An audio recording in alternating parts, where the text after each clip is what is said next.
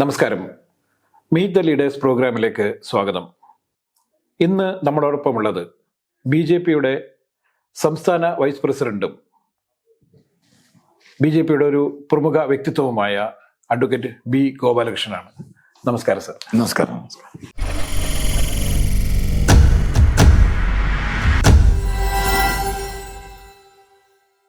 2021 തെരഞ്ഞെടുപ്പിന് ശേഷം സുനിൽകുമാറിനെ തൃശ്ശൂരിൽ ആരും കണ്ടിട്ടില്ല.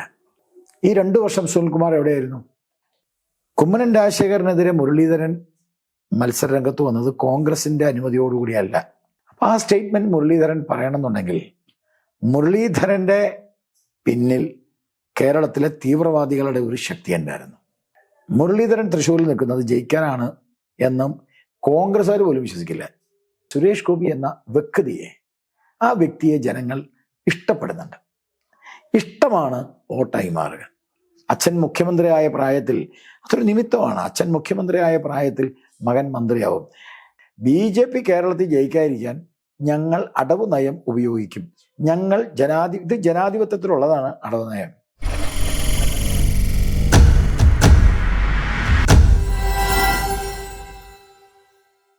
സർ, നമ്മളൊരു വലിയ തെരഞ്ഞെടുപ്പിന്റെ പടിവാതിക്കൽ വന്ന് നിൽക്കുകയാണ്.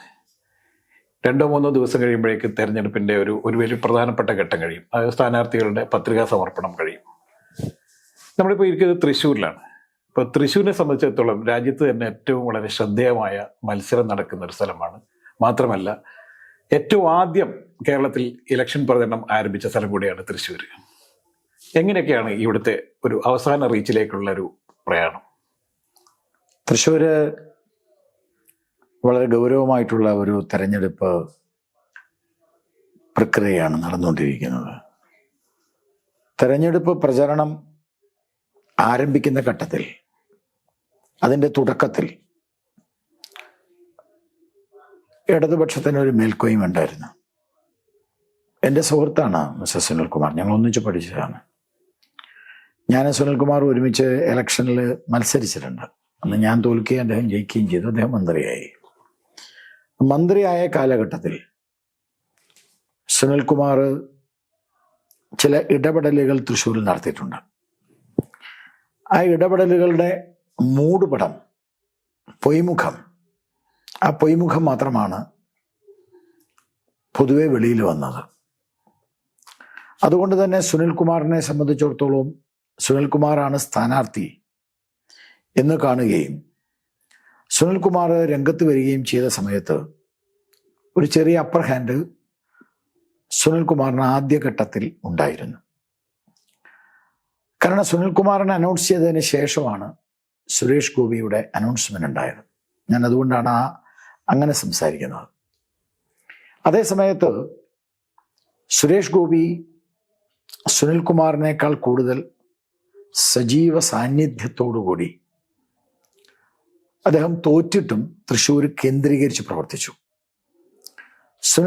സുനിൽകുമാർ 2021 തെരഞ്ഞെടുപ്പിൽ മത്സരിച്ചില്ല. 2021 തെരഞ്ഞെടുപ്പിന് ശേഷം സുനിൽകുമാറിനെ തൃശ്ശൂരിൽ ആരും കണ്ടിട്ടില്ല. 2 വർഷമായി. ഈ 2 വർഷം സുനിൽകുമാർ എവിടെയായിരുന്നു? ഒരു പ്രവർത്തകൻ എന്ന നിലയിൽ, ഒരു പൊതു പ്രവർത്തകൻ എന്ന നിലയിൽ ഞങ്ങളൊക്കെ MLA ആയിട്ടില്ല, മന്ത്രി ആയിട്ടില്ല. സുരേഷ് ഗോപി അദ്ദേഹം MP ആയിട്ട് മത്സരിച്ചു, പക്ഷെ MP ആയിട്ടില്ല. പാർലമെന്ററി രാജ്യസഭയിലാണ് വന്നത്. പക്ഷെ അദ്ദേഹം രാജ്യസഭയിൽ വന്ന സമയത്തും അദ്ദേഹം പാർലമെന്റിലേക്കുള്ള അദ്ദേഹത്തിന്റെ ലോക്സഭയിലേക്കുള്ള തെരഞ്ഞെടുപ്പിൽ പരാജയപ്പെട്ടിട്ടും അദ്ദേഹം കഴിഞ്ഞ 2 വർഷവും തൃശ്ശൂർ ഉണ്ടായിരുന്നു. അതിന്റെ ഏറ്റവും വലിയ തെളിവാണ് കരുവന്നൂർ വിഷയത്തിൽ അദ്ദേഹത്തിന്റെ ഇടപെടൽ. ഈ കരുവന്നൂർ വിഷയത്തിൽ സുനിൽകുമാറിനെ കണ്ടിട്ടില്ല. സുനിൽകുമാർ കരുവന്നൂർ വിഷയത്തിൽ വന്നിട്ടേ ഇല്ല. കരുവന്നൂർ മാത്രമല്ല, കരുവന്നൂരടക്കം ഇവിടുത്തെ 4 ബാങ്കുകളുടെ പ്രശ്നമുണ്ടായി. ഞാൻ എന്തുകൊണ്ടാണ് ഈ സഹകരണ ബാങ്കിന്റെ വിഷയം ആദ്യം പറയാൻ കാരണം, മാർക്സിസ്റ്റ് കമ്മ്യൂണിസ്റ്റ് ഇടതുപക്ഷ പ്രസ്ഥാനം എപ്പോഴും പറയാറ് ഞങ്ങൾ പാവപ്പെട്ടവന്റെ പക്ഷത്താണെന്നാണ്. ഈ പാവപ്പെട്ടവന്റെ പക്ഷത്ത് നിൽക്കുന്നവർ പാവപ്പെട്ടവരുടെ പ്രശ്നം പരിഹരിക്കണം. കരുവന്നൂർ ബാങ്കിലും കുട്ടനല്ലൂർ ബാങ്കിലും ഇന്ന് ബാങ്കുമായി ബന്ധപ്പെട്ട സഹകരണ ബാങ്കിലെല്ലാം പാവപ്പെട്ട ആളുകളുടെ പണമാണ്. ഈ ബാങ്കിലെ പണം CPM-ന്റെ നേതൃത്വത്തിലുള്ള ആളുകൾ അടിച്ചു മാറ്റിയപ്പോൾ, ഏതാണ്ട് 400 കോടി അടിച്ചു മാറ്റിയപ്പോൾ എവിടെയായിരുന്നു സുനിൽകുമാർ? ഈ ചോദ്യം ക്രമേണ ഉയരുന്നു. അതോടുകൂടി തന്നെ സുരേഷ് ഗോപിയുടെ സ്ഥാനാർത്ഥിത്വം വരുന്നു. വളരെ പെട്ടെന്നാണ് ചിത്രം മാറുന്നത്. സുരേഷ് ഗോപി എതിരാളി ഇല്ലാതെ തന്നെ വിജയത്തിലേക്ക് കുതിക്കുക എന്ന് പറയുന്ന രീതിയിലുള്ള ആദ്യഘട്ടം, സുനിൽകുമാറിന്റെ ആദ്യഘട്ടവും സുരേഷ് ഗോപിയുടെ ആദ്യഘട്ടവും നമ്മൾ കമ്പയർ ചെയ്യുമ്പം സുനിൽകുമാറിനെ വീഴ്ത്തിക്കൊണ്ട്, അല്ലെങ്കിൽ സുനിൽകുമാറിനെ എല്ലാ അർത്ഥതലങ്ങളിലും പരാജയപ്പെടുത്തിക്കൊണ്ട് പ്രചരണ രംഗത്ത് ജനങ്ങളുടെ ഹൃദയത്തിലേക്ക് സുരേഷ് ഗോപി കയറി. അതിന് ബഹുമാനപ്പെട്ട പ്രധാനമന്ത്രിയുടെ വിസിറ്റും കാരണമായി.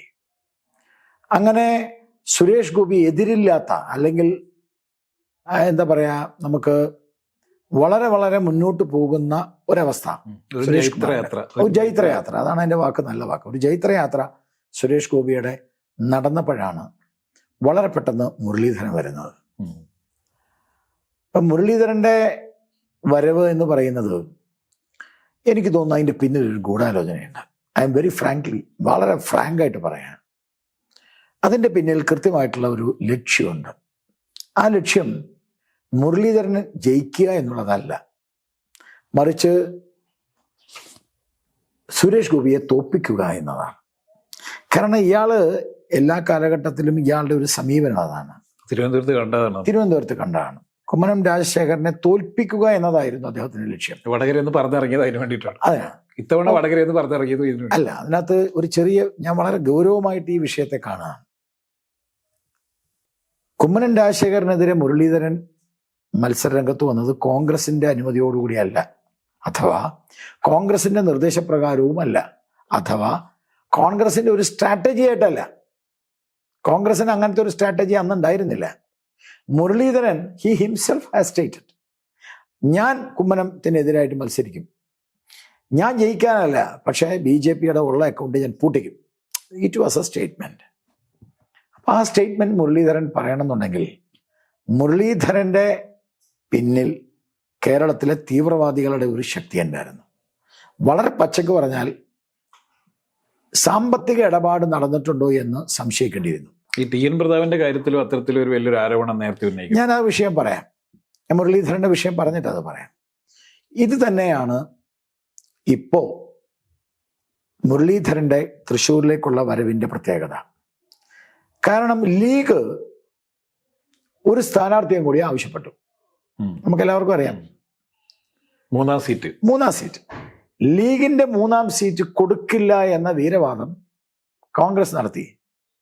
പക്ഷെ വാസ്തവത്തിൽ ലീഗിന്റെ 3ാം സീറ്റാണ് വടകരയിലെ ഷാജര സീറ്റ്. പക്ഷെ അതിനൊരു വേറൊരു തലത്തിലേക്ക് കൊണ്ടുവന്നെന്ന് മാത്രം. കാരണം ഈ ലീഗ് എപ്പോഴും ഈ മത തീവ്രവാദി ശക്തികളുമായിട്ടുള്ള ഒരു ബന്ധത്തിൽ തന്നെയാണ്. അപ്പോ ഷാജിയെ അവിടെ വിജയിപ്പിക്കാം, വടകരയിലെ കോൺഗ്രസ് സ്ഥാനാർത്ഥിയെ അവിടെ വിജയിപ്പിക്കാം.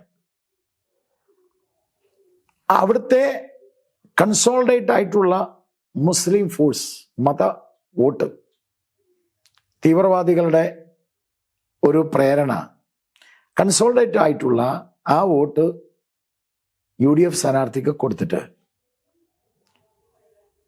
ഇവിടെ മുരളീധരനെ നിർത്തി സുരേഷ് ഗോപിയെ പരാജയപ്പെടുത്താം.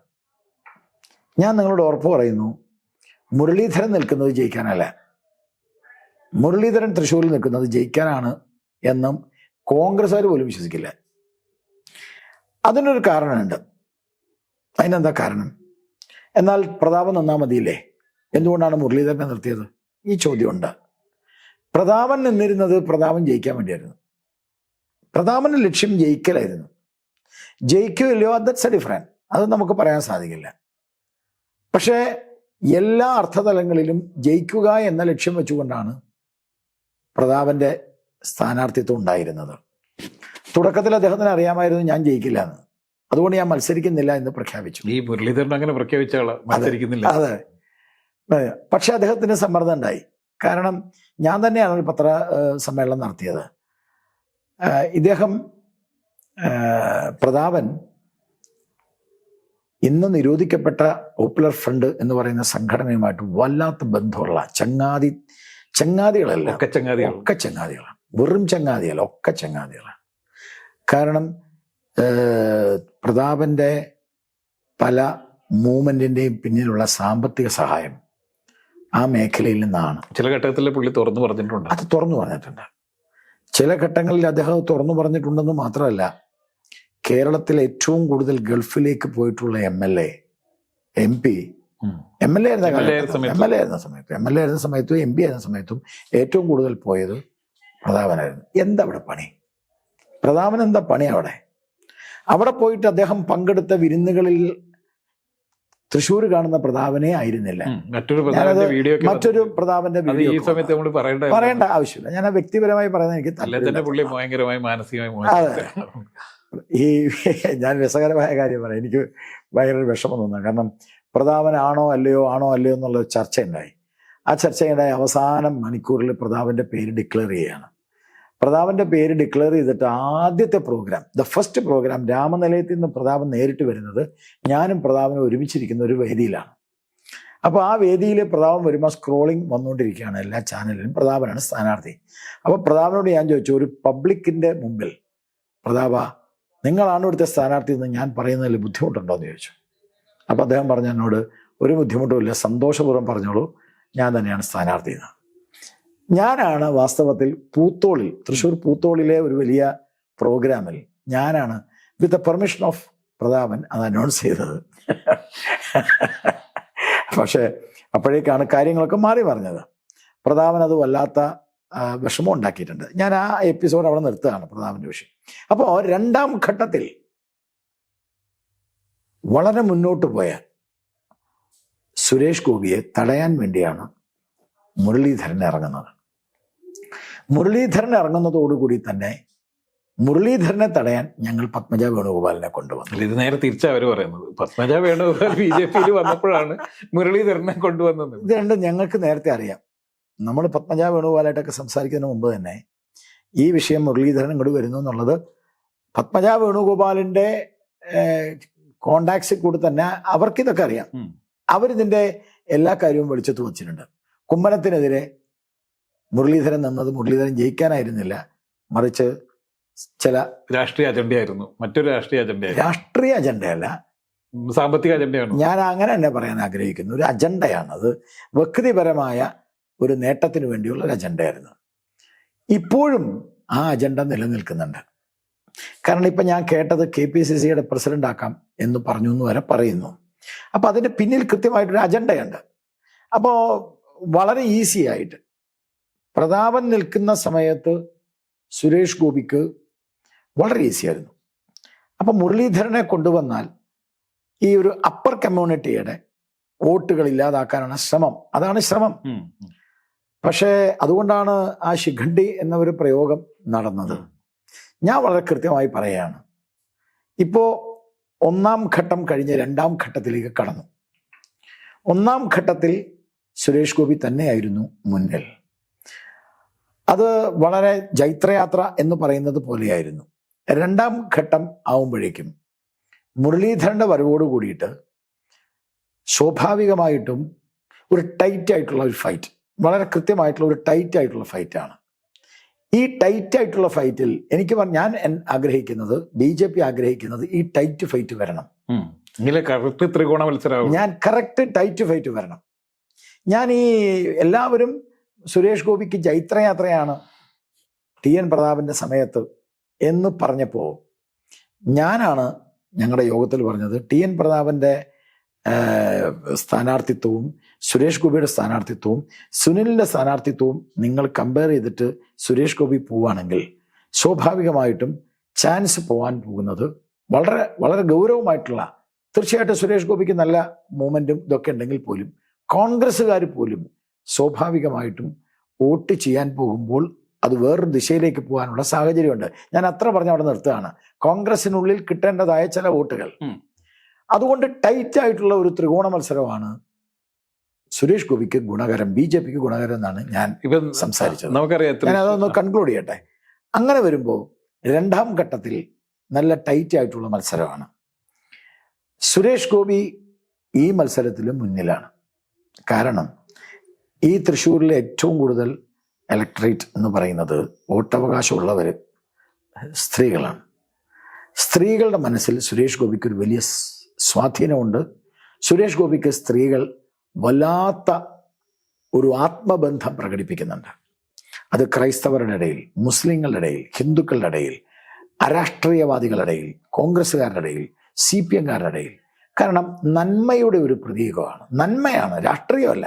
ഞാനൊരു BJP-കാരനാണ് സുരേഷ് ഗോപി എന്ന കാഴ്ചപ്പാടിലാണ് ഞാൻ ടൈറ്റ് എന്ന് പറയുന്നത്. എന്നുവെച്ചാൽ വളരെ ടൈറ്റ് ആയിട്ടുള്ള പൊളിറ്റിക്കലി ടൈറ്റ് ആയിട്ടുള്ള ഒരു ത്രികോണ മത്സരം. പക്ഷെ സുരേഷ് ഗോപി എന്ന ആ വ്യക്തിയെ ജനങ്ങൾ ഇഷ്ടപ്പെടുന്നുണ്ട്. ഇഷ്ടമാണ് വോട്ടായി മാറുക. അതുകൊണ്ട് രണ്ടാം ഘട്ടത്തിലും സുരേഷ് ഗോപി തന്നെയാണ് മുന്നിൽ. ഇപ്പം നമുക്കറിയാം, തൃശ്ശൂരിൻ്റെ ഒരു ചരിത്രം എടുത്തു നോക്കിക്കഴിഞ്ഞാൽ ഇവിടെ പല പ്രഗത്ഭന്മാരെയും, ഇപ്പം ലീഡർ KK നായർ ഇവിടെ തോറ്റിട്ടുണ്ട്, ഈ പറയുന്ന മുരളീധരൻ തന്നെ നേരത്തെ തോറ്റിട്ടുണ്ട്. അങ്ങനെ തോൽവിയും പരാജയവും ഒക്കെ വിജയവും ഒക്കെ പല രീതിയിൽ തന്നെ നമ്മൾ കണ്ടാണ്. പക്ഷെ അതിൽ നിന്നൊക്കെ മാറിയിട്ട് കഴിഞ്ഞ ടേം തൊട്ടാണ് യഥാർത്ഥത്തിൽ ഇവിടെ ഒരു ത്രികോണ മത്സരം എന്നുള്ള അവസ്ഥയിലേക്ക് വരുന്നത്. പിന്നീട് തൃശ്ശൂരിൽ വലിയ രീതിയിലുള്ള പ്രചരണങ്ങളൊക്കെ വരികയും, നേരത്തെ പറഞ്ഞ പോലെ തന്നെ തൃശ്ശൂരിൽ നിന്ന് നേരത്തെ അസംബ്ലിയിൽ തോറ്റപ്പോഴും സുരേഷ് ഗോപി ഇവിടുന്ന് പിന്തിരിഞ്ഞു പോയില്ല. ഇത് കൃത്യമായി പറഞ്ഞാൽ 3 വർഷമായിട്ട് സുരേഷ് ഗോപി ഇവിടെ ഫോക്കസ് ചെയ്തുകൊണ്ടിരിക്കുകയാണ്. ഇത് മാത്രമല്ല, ഇപ്പം നേരത്തെ തന്നെ പറഞ്ഞു, പ്രധാനമന്ത്രി മോദിജി 2 തവണ ഈ ജനുവരി മാസം തന്നെ ഇവിടെ വന്നു. മോദിജി ഏറ്റവും ആദ്യമായിട്ട് ഞാൻ ഗ്യാരണ്ടി, മോദി ഗ്യാരണ്ടി എന്നുള്ള ഒരു ടാഗ് ലൈൻ പോലും പ്രഖ്യാപിക്കുന്നത് തൃശ്ശൂർ വെച്ചാണ്. അപ്പോൾ അങ്ങനെ തൃശ്ശൂരിൽ വലിയ രീതിയിലുള്ള ഒരു പ്രചരണം നേരത്തെ തന്നെ ആരംഭിച്ചിട്ടുണ്ട്.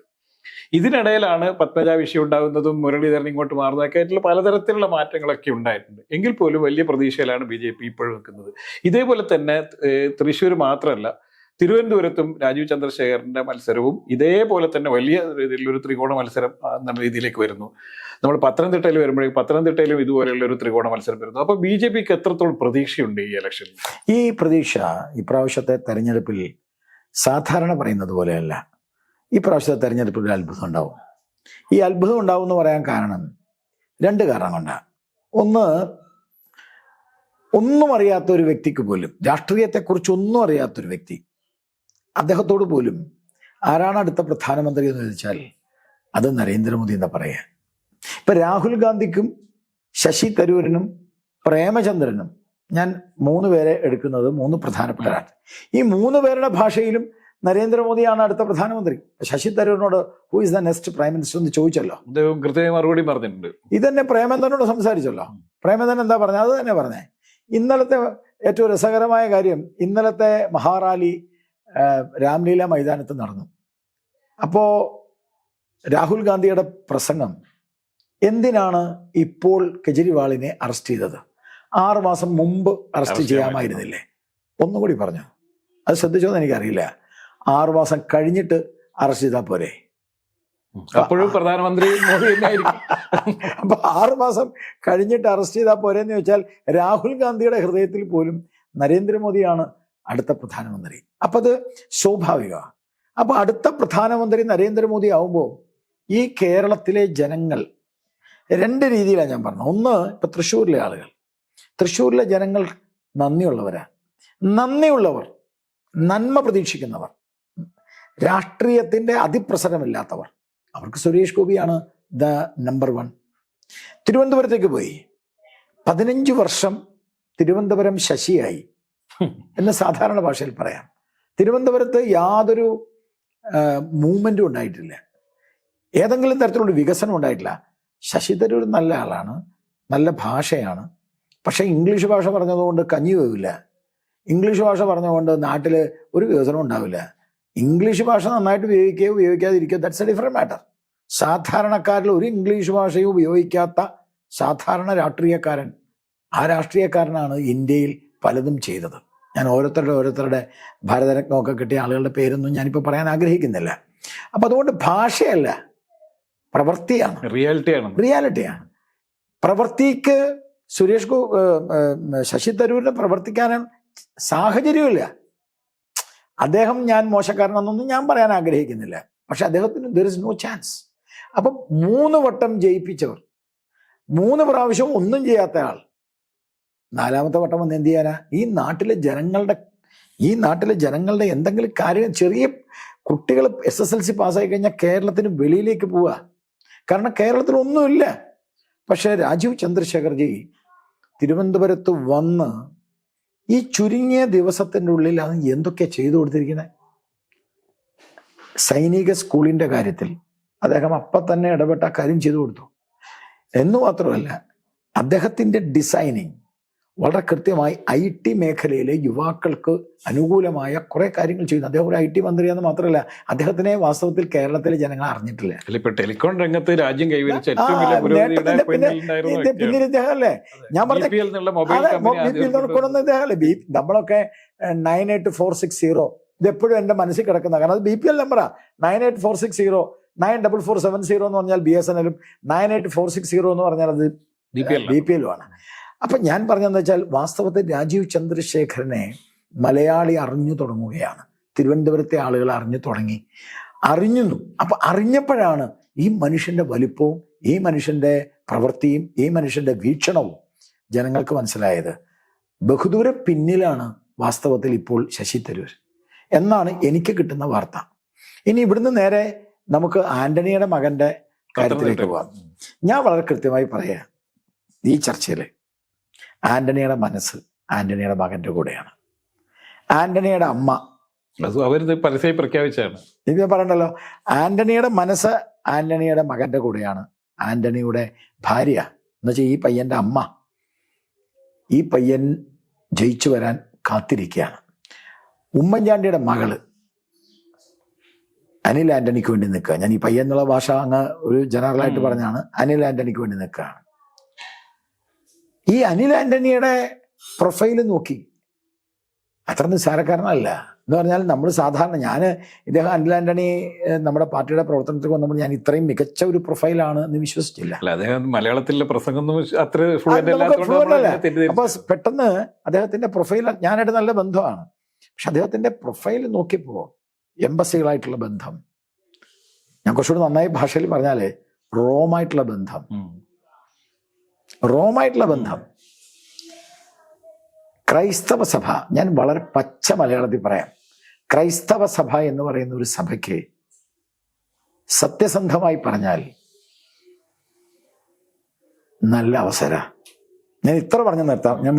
അതിന്റെ ഒരു ആഡ് ചെയ്യാൻ വേറൊരു സാധനമുണ്ട്. യഥാർത്ഥത്തിൽ ഈ അനിൽ ആന്റണി അത്ര കുഴപ്പക്കാരനാണെന്നോ അല്ലെങ്കിൽ കൊള്ളരുതാത്തവനാണെന്നോ ആരും പറഞ്ഞില്ല. പക്ഷേ BJP-യിൽ ഈ അടുത്ത കാലത്ത് വന്ന PC ജോർജാണ് അദ്ദേഹത്തെ കുറിച്ചിട്ട് കുറച്ച് മോശമായി സംസാരിച്ചത്. അല്ല, അത് സാരില്ല. PC ജോർജ് ആ ഒരു എന്താ പറയാ സഡൻ ആയിട്ടുള്ള ഒരു പ്രൊവോക്കേഷനിൽ പറഞ്ഞതാണ്, ചെറിയൊരു നിരാശ കൊണ്ട് പറഞ്ഞതാണ്. അല്ല, ഞാൻ ഈ PC ജോർജിന്റെ സ്വഭാവം നിങ്ങൾ ശ്രദ്ധിച്ചിട്ടില്ലേ? Short term. PC ജോർജ് എന്തെങ്കിലും ഉള്ളിൽ വെച്ച് പറയുന്നതല്ല. PC ജോർജ് പെട്ടെന്ന് റിയാക്ട് ചെയ്ത് കളയും. ഈ പെട്ടെന്ന് റിയാക്ട് ചെയ്ത് കളഞ്ഞാൽ അപ്പനാമ്മനെയൊക്കെ വിളിച്ചു കളയും. സാധാരണ രാഷ്ട്രീയ നേതാക്കൾ പറയുന്ന മാതിരിയോ അല്ലെങ്കിൽ നേതൃത്വത്തിലുള്ള ആൾ പറയുന്ന പോലെ അല്ല PC ജോർജ്. പോയി അവൻ അപ്പനോട് പറയും എന്നൊക്കെ പറഞ്ഞു കളയും. അത് ചാനൽ ചർച്ചയിലായാലും എവിടെയായാലും. വളരെ അതെന്താ കാരണം വെച്ചാൽ കുറച്ചൊരു ആത്മാർത്ഥതയുള്ള മനസ്സാണ്, ഷോർട്ട് ടെം വേണം. അപ്പൊ സ്വാഭാവികമായി അദ്ദേഹം ഒരുപക്ഷെ ആ സമയത്ത് അദ്ദേഹം പ്രതീക്ഷിച്ചിട്ടുണ്ടാവും. അതായിരിക്കും നമ്മളൊരു തുറന്നു പറയണമല്ലോ, അദ്ദേഹം ഒരുപക്ഷെ പ്രതീക്ഷിച്ചിട്ടുണ്ടാവും. പക്ഷെ സംഘടനയ്ക്ക് ഒരു കാഴ്ചപ്പാടുണ്ട്. സംഘടനയുടെ കാഴ്ചപ്പാട് വളരെ വലുതാണ്, അത് വളരെ ദീർഘദൃഷ്ടിയുള്ളതാണ്. BJP കേരളത്തെ സമീപിക്കുന്നത്, എൻ്റെ പേരുണ്ടായിരുന്നു ചാലക്കുടിയില്, ഞാൻ മത്സരിച്ചതാ. 25,000 വോട്ടേ ഉണ്ടായിരുന്നുള്ളൂ. ഞാൻ മത്സരിച്ചത് 1,00,000 വോട്ടായി, 96,000 മറ്റോ ആയി. സ്വാഭാവികമായിട്ടും ആ പ്രൊഫൈൽ വെച്ച് എനിക്ക് കിട്ടേണ്ടതാണ്. പക്ഷെ ഞങ്ങളൊക്കെ തീരുമാനം എടുത്തെന്ന് വെച്ചാൽ മത്സരിക്കല്ല വേണ്ടത്, ഒരാൾ ജയിപ്പിക്കാൻ വേണ്ടത്. മാത്രമല്ല ഇപ്രാവശ്യത്തെ ഇലക്ഷനിൽ മത്സരിക്കുന്ന ഇപ്പൊ സരസ്വ ടീച്ചർ, ഞാൻ ആലത്തൂരിന്റെ ചാർജാണ്. സരസ്വ ടീച്ചറിനാരും ഈ കുഴിമാടം ഉണ്ടാക്കി അവരെ അവഹേളിച്ചു വിട്ടതിന് അപ്പുറത്തുള്ള ഒന്നും ആർക്കും അറിയില്ല. പക്ഷെ നരേന്ദ്രമോദി പൊക്കിക്കൊണ്ടുവന്നപ്പോഴാണ് ആ സ്ത്രീയെ മനസ്സിലായത്. അപ്പൊ കേരളത്തിലെ BJP-യുടെ സ്ഥാനാർത്ഥികളിൽ പത്തനംതിട്ട സ്ഥാനാർത്ഥി മികച്ച സ്ഥാനാർത്ഥിയാണ്. യാതൊരു സംശയവുമില്ല. അത് ഞാൻ ഒന്നും കൂടി വളരെ അടിവരയിട്ട് പറയുകയാണ്, അവിടെ മത്സരിക്കുന്ന 3 പേരുടെയും ഇപ്പം ആര് മത്സരിച്ചാലും ജയിച്ചാലും ജാതിയും മതവും ഒക്കെ എല്ലായിടത്തും ഉണ്ടല്ലോ. അപ്പോൾ നമ്മളെ എല്ലാ അർത്ഥതലങ്ങളിൽ നോക്കിയാലും ഒരു ചെറുപ്പക്കാരൻ എന്ന നിലയിൽ അദ്ദേഹത്തിൻ്റെ പ്രൊഫൈലിൻ്റെ അടിസ്ഥാനത്തിൽ, അദ്ദേഹത്തിൻ്റെ ബുദ്ധിയുടെ അടിസ്ഥാനത്തിൽ, അദ്ദേഹത്തിൻ്റെ ഞാൻ ഈ പറഞ്ഞ ജന്മവുമായി ബന്ധപ്പെട്ട മറ്റു പല കാര്യങ്ങളിൽ, അതൊക്കെ ചില കാര്യങ്ങളെ റെസ്ട്രിക്റ്റ് ചെയ്ത് പറയണമെന്നുള്ളതുകൊണ്ടാണ് ഞാൻ അങ്ങനെ പറയണം കാര്യങ്ങളിൽ. മോർ ഓവർ ആന്റണിയെ ഇഷ്ടപ്പെടുന്നവർ അനിൽ ആന്റണിക്ക് വോട്ട് ചെയ്യും. ഇതിൽ വേറൊരു ഭയങ്കര സംഭവമുണ്ട്. ആന്റണി മുഖ്യമന്ത്രിയായ ഒരു പ്രായത്തിലാണ് അനിൽ ആന്റണി പത്തനംതിട്ടയിൽ മത്സരിക്കാൻ വരുന്നത്. ഇത് യാതൊരു സംശയവുമില്ല. അച്ഛൻ മുഖ്യമന്ത്രിയാവുകയും മകൻ മന്ത്രിയാവാനും സാഹചര്യമുണ്ട്. അച്ഛൻ മുഖ്യമന്ത്രിയായ പ്രായത്തിൽ അതൊരു നിമിത്തമാണ്. അച്ഛൻ മുഖ്യമന്ത്രിയായ പ്രായത്തിൽ മകൻ മന്ത്രിയാവും. പത്തനംതിട്ടയിൽ ജയിച്ചാൽ, അതിപ്പോ കേരളത്തിലെ ആരൊക്കെ BJPയുടെ പ്രതിനിധികൾ ജയിച്ചാലും അവരെല്ലാം മന്ത്രിയാണ്. അതിനകത്ത് നോ കോംപ്രമൈസ്. അത് പറയുമ്പോ ഇപ്പൊ മന്ത്രിമാരുടെ ഒരു വലിയ ലിസ്റ്റ് ഉണ്ട് കേരളത്തില്. ഞാൻ പറഞ്ഞു വരുന്നത് ചിലപ്പോ സുരേഷ് ഗോപി നേരത്തെ മന്ത്രി ലിസ്റ്റുകളാണ്. രാജീവ് ചന്ദ്രശേഖർ മന്ത്രിയാണ്. പിന്നെ ഓൾറെഡിയാണ്. ഞാനതുകൊണ്ടാണ് പറഞ്ഞത് ഒരു ഇന്ത്യയിലെ വളരെ പ്രധാനപ്പെട്ട ഒരു ഘടകകക്ഷിയായ ഈ തുഷാറും കോട്ടയത്ത് മത്സരിക്കുന്നത് ഈ വെറുതെ അല്ല. പ്രധാനമന്ത്രി പറഞ്ഞത് രണ്ടക്കം എന്ന് പറഞ്ഞത് അദ്ദേഹത്തിന്റെ എന്താ പറയാ ആ റൂട്ടിലുള്ള അദ്ദേഹത്തിന്റെ ചില ഇൻഫർമേഷൻസിന്റെ അടിസ്ഥാനത്തിലാണ്. കേരളം മാറുകയാണ്. കേരളത്തിൽ വലിയ മാറ്റമാണ്. ആ മാറ്റത്തിന്റെ ആധാരം BJPയുടെ രാഷ്ട്രീയമല്ല, മറിച്ച് നരേന്ദ്രമോദിയാണ്. ഇപ്പൊ ഈ ദേശീയ തലത്തില് വലിയ ആരോപണം വരുന്നത് ഇപ്പൊ അരവിന്ദ് കെജ്രിവാൾ ഇപ്പൊ തിഹാർ ജയിലിലാണ്. വലിയ കുറ്റവാളികളൊക്കെ, രാജ്യത്തെ ഏറ്റവും വലിയ കുറ്റവാളികളെ താമസിപ്പിക്കുന്ന സ്ഥലമാണ്, അല്ലെങ്കിൽ തടവിൽ പാർപ്പിക്കുന്ന സ്ഥലമാണ് തിഹാർ ജയിൽ. ഈ തിഹാർ ജയിലിലാണ് ഇപ്പൊ ഇന്ന് രാത്രി തൊട്ടിട്ട് ഈ അദ്ദേഹത്തിന്റെ കിടപ്പ്. 15 ദിവസത്തേക്കാണ് അദ്ദേഹം ജുഡീഷ്യൽ കസ്റ്റഡിയിൽ.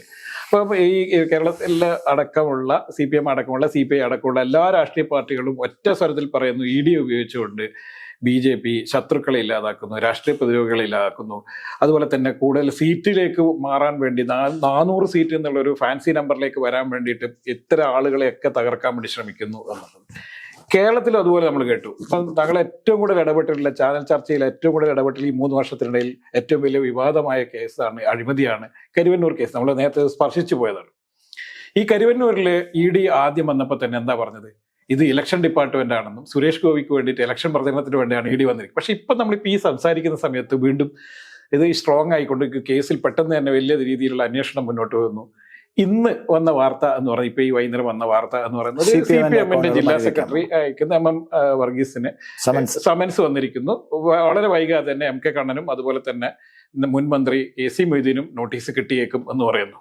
ഇത്തരം ഒരു അവസ്ഥയിലേക്ക് ഇത്ര കാലം തെരഞ്ഞെടുപ്പിന്റെ അടുത്ത് വരെ കൊണ്ടുവരേണ്ട ആവശ്യം ഉണ്ടായിരുന്നു. കാരണം ഈ കേസിൽ ഏറ്റവും കൂടുതൽ ഇടപെട്ട ആളായിട്ട് ചോദിക്കുകയാണ്. അങ്ങനെ ഞാൻ ഒരു കാര്യം പറയാം. നരേന്ദ്രമോദി ഇടപെട്ടൊരു വിഷയമാണ്. ബഹുമാനപ്പെട്ട പ്രധാനമന്ത്രി പ്രേമേന്ദ്രൻ പറയുന്നത് പോലെ ബഹുമാനപ്പെട്ട പ്രധാനമന്ത്രി ഒരു വാക്ക് പറഞ്ഞാൽ ആ വാക്കിന്റെ പിന്നിൽ 100 അർത്ഥങ്ങളുണ്ട്, 400 അർത്ഥമുണ്ട്. അപ്പോ മൊയ്തീൻ അടക്കം പാവപ്പെട്ട നിക്ഷേപകരെ പറ്റിച്ച, കരുവന്നൂരിൽ 400 കോടി അടിച്ചു മാറ്റിയവര്, മൊയ്തീൻ അടക്കമുള്ള ആളുകളെ കയ്യാമം വെച്ച് തീഹാർ ജയിലിൽ അല്ലെങ്കിലും അതിനേക്കാൾ വലിയ ജയിലിൽ കൊണ്ടുപോകും, യാതൊരു സംശയമില്ല. പക്ഷെ അത് നിങ്ങൾ ഇപ്പൊ എടുത്തത് എന്തുകൊണ്ട്? ഇതെന്താ ഞങ്ങളെന്താ ഓടക്കുള്ള വായിക്കുന്ന പാർട്ടിയാ? ഞങ്ങളെന്താ ഗാനമേള നടത്തുന്ന ആൾക്കാരാ? കൃത്യമായ രാഷ്ട്രീയ അജണ്ടയുള്ള പാർട്ടി തന്നെയാണ്. രാഷ്ട്രീയ അജണ്ട എല്ലാവർക്കും ഉണ്ടെന്ന്. BJPക്ക് രാഷ്ട്രീയ അജണ്ട ഉണ്ടെന്ന് വിചാരിച്ചോളൂ. അടിക്കാൻ പറ്റും. അല്ല, ഞാൻ ചോദിക്കണമെങ്കിൽ BJP ചെയ്താൽ മാത്രം രാഷ്ട്രീയം. ഞാൻ ചോദിക്കട്ടെ, BJP കേരളത്തിൽ എന്തുകൊണ്ട് ഇതുവരെ ജയിച്ചിട്ടില്ല? ഞാൻ തിരിച്ചൊരു ചോദ്യം ചോദിക്കുക. കേരളത്തിൽ എന്തുകൊണ്ട് BJP ജയിച്ചിട്ടില്ല? BJP KG Marar ജയിക്കേണ്ടതാ. വിജയത്തിന്റെ അടുത്തെത്തിയപ്പോ ഇവരും കൂടി ഒന്നാവുന്നു. O രാജഗോപാൽ ജയിക്കേണ്ടതാ. ജയിച്ചിട്ട് രണ്ടാമത് ജയിക്കാൻ പറ്റില്ല.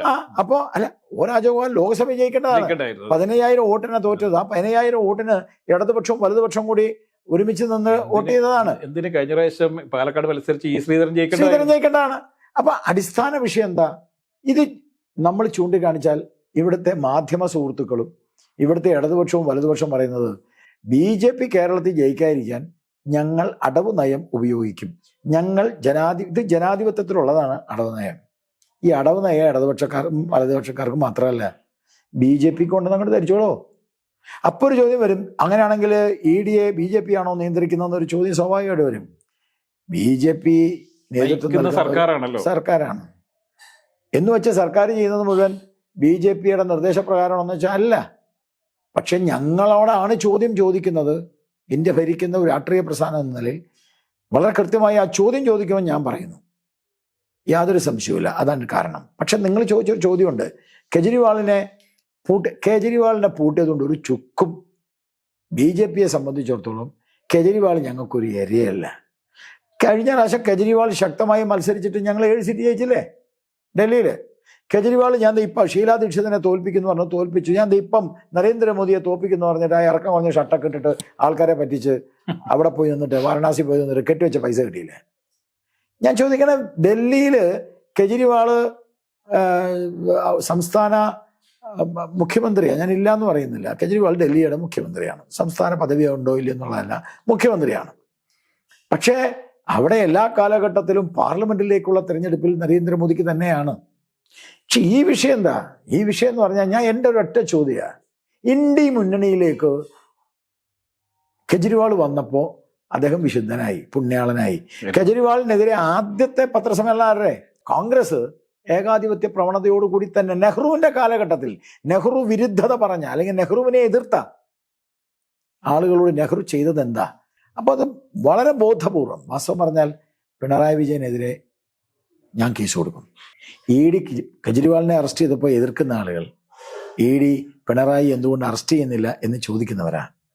കരിവന്നൂരിന്റെ വിഷയത്തിൽ നടപടിയെടുക്കുമെന്ന് പറഞ്ഞത് പ്രധാനമന്ത്രിയാണ്. അതുകൊണ്ട് കരിവന്നൂർ വിഷയത്തിൽ കോംപ്രമൈസ് ഇല്ല. ഞാനൊരു നല്ലൊരു ഉദാഹരണമാണ്. ഇന്ന് ഇന്ത്യയിൽ കോൺഗ്രസ് ഒരു പ്രതിപക്ഷം പോലും ആകാതിരുന്നതിന്റെ കാരണം എന്താ? SFIയുടെ മാഗസീനിലെ അറ്റാക്ക് മുഴുവൻ ഭാരതത്തിന്റെ പൈതൃകത്തിനെതിരെയാ, സരസ്വതി ദേവിക്കെതിരെയാ, ശബരിമല അയ്യപ്പനെതിരെയാ, മതത്തിനെതിരായിട്ടുള്ള ഒരു ആണെങ്കിൽ മതത്തിനെതിരെ പറയേണ്ട മറ്റ് മതങ്ങളെ ഒന്നും പറയുന്നില്ല. എന്തുകൊണ്ടാണ് ഈ പൈതൃകത്തെ മാത്രം അറ്റാക്ക് ചെയ്യുന്നത്?